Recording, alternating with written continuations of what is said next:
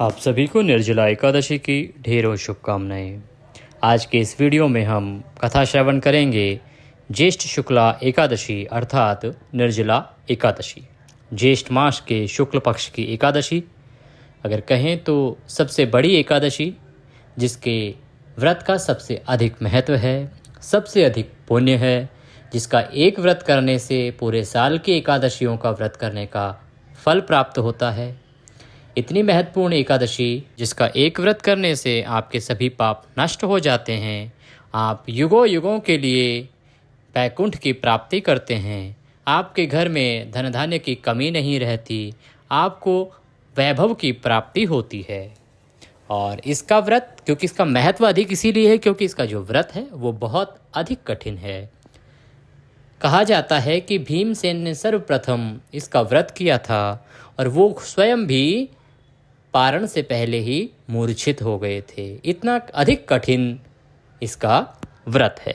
तो आज हम निर्जला एकादशी की कथा सुनेंगे। आप सभी निर्जला एकादशी का व्रत कर रहे हैं 18 जून को, क्योंकि सूर्योदय के समय एकादशी 18 जून को है और द्वादशी युक्त जो व्रत होता है वो श्रेष्ठ होता है। ऐसा हमारे एकादशी के महात्म्य में कई बार वर्णन आया है।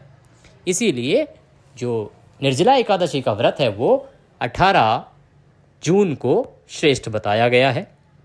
आइए अब हम कथा सुनते हैं। आपने भगवान श्री हरि विष्णु की पूजा की होगी।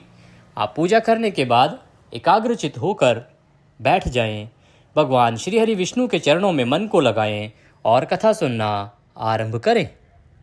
भीमसेन व्यास जी से कहने लगे कि हे पितामह, भ्राता युधिष्ठिर, माता कुंती, द्रौपदी, अर्जुन, नकुल और सहदेव आदि सब एकादशी का व्रत करने को कहते हैं, परंतु महाराज मैं उनसे कहता हूँ कि भाई, मैं विधिवत भगवान की पूजा आदि तो कर सकता हूँ, दान भी दे सकता हूँ, परंतु भोजन के बिना रह नहीं सकता। इस पर व्यास जी कहने लगे कि हे भीमसेन, यदि तुम नरक को बुरा और स्वर्ग को अच्छा समझते हो तो प्रति मास की 2 एकादशियों को अन्न मत खाया करो। भीम कहने लगे कि हे पितामह, मैं तो ये पहले ही कह चुका हूँ कि मैं भूखा नहीं रह सकता, मुझसे भूख सहन नहीं होती। यदि वर्ष भर में कोई एक ही व्रत हो तो वह रख सकता हूँ, क्योंकि मेरे पेट में व्रक नाम वाली अग्नि है, सो मैं भोजन के बिना नहीं रह सकता। भोजन करने से वह शांत रहती है, इसीलिए पूरा उपवास तो क्या, एक समय भी बिना भोजन किए रहना मेरे लिए बहुत कठिन है। अतः आप मुझको कोई ऐसा व्रत बतलाइए जो वर्ष में केवल एक बार ही करना पड़े और मुझको स्वर्ग की प्राप्ति हो जाए। श्री व्यास जी कहने लगे कि हे पुत्र, बड़े बड़े ऋषियों ने अनेक शास्त्र आदि बनाए हैं, जिनसे बिना धन के थोड़े परिश्रम से ही स्वर्ग की प्राप्ति हो सकती है। इसी प्रकार शास्त्रों में दोनों पक्षों की एकादशी का व्रत मुक्ति के लिए लिखा है। श्री व्यास जी के वचन सुनकर भीमसेन नरक में जाने के भय से भयभीत हो गए और कांपकर कहने लगे कि अब क्या करूं? मास में 2 व्रत तो मैं कर ही नहीं सकता। हाँ, वर्ष में एक व्रत करने का प्रयत्न अवश्य कर सकता हूँ। अतः वर्ष में एक दिन व्रत करने से यदि मेरी मुक्ति हो जाए तो ऐसा कोई व्रत बतलाइए।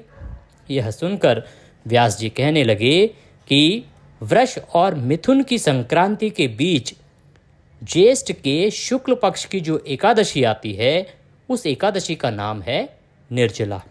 तुम उस एकादशी का व्रत करो।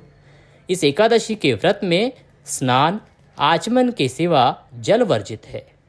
आचमन में 6 मासे जल से अधिक नहीं होना चाहिए, अन्यथा वह मद्यपान के सदृश हो जाता है। इस दिन भोजन नहीं करना चाहिए, क्योंकि भोजन करने से व्रत नष्ट हो जाता है। यदि एकादशी को सूर्योदय से लेकर द्वादशी को सूर्योदय तक जल ग्रहण न करें तो उसे सारी एकादशियों के व्रत का फल प्राप्त होता है। द्वादशी को सूर्योदय से पहले उठकर स्नान आदि करके ब्राह्मणों को दान आदि देना चाहिए।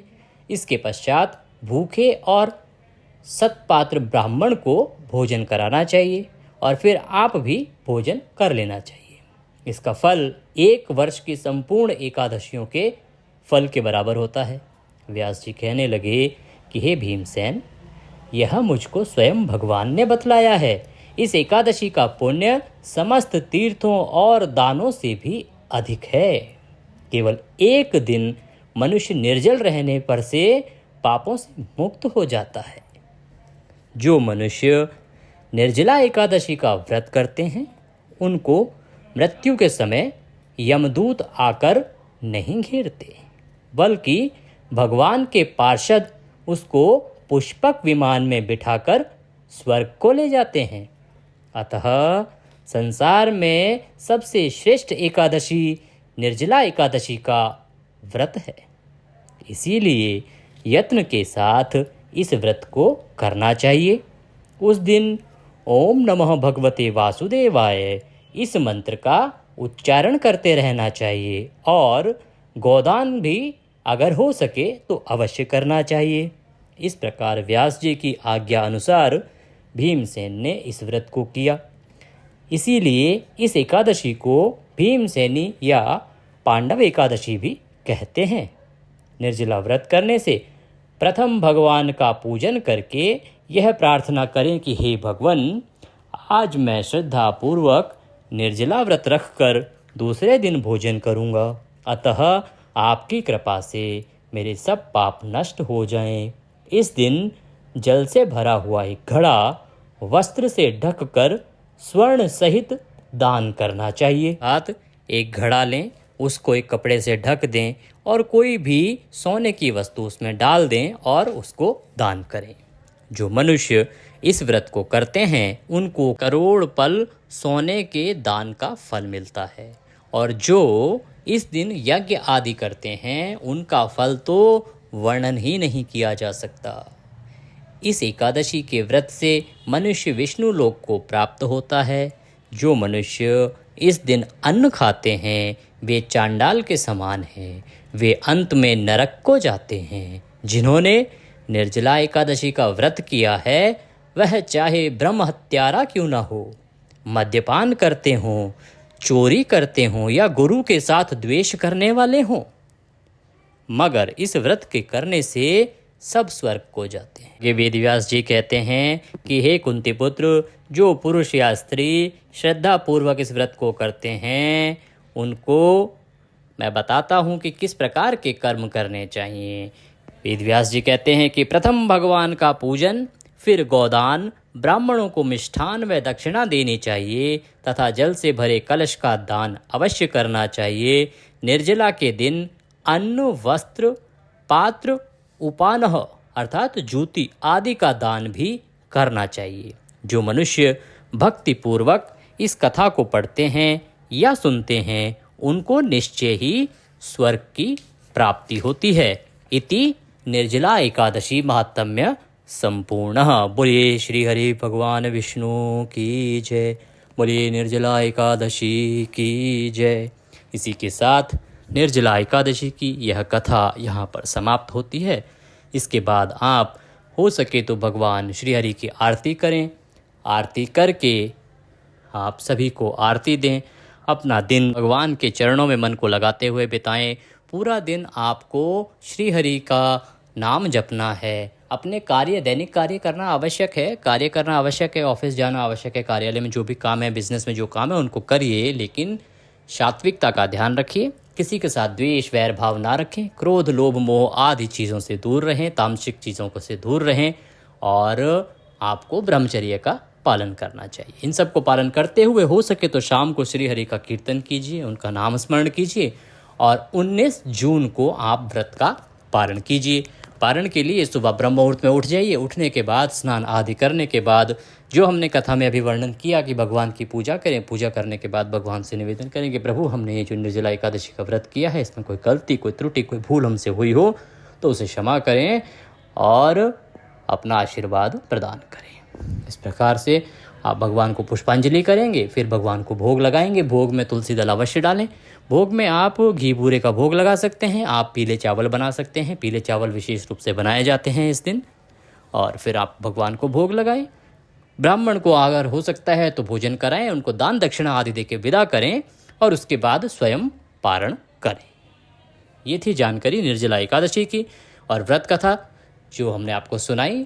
वीडियो को अधिक से अधिक लोगों तक शेयर करें, क्योंकि ये कथा जितने अधिक लोग सुनेंगे उनको उतना अधिक पुण्य प्राप्त होगा और वो जितनी पूजा पाठ करेंगे उस पुण्य का 10% आपको भी प्राप्त होगा, क्योंकि आपने उनको यह जानकारी प्रसारित की है, भेजी है। तो जितने अधिक लोगों तक आप हो सके ये व्हाट्सएप कीजिए।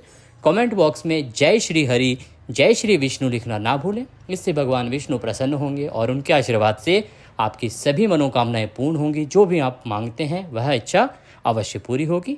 वीडियो को लाइक करना ना भूलें। आज के इस वीडियो में अभी के लिए इतना ही। अगले वीडियो में फिर होगी आपसे मुलाकात।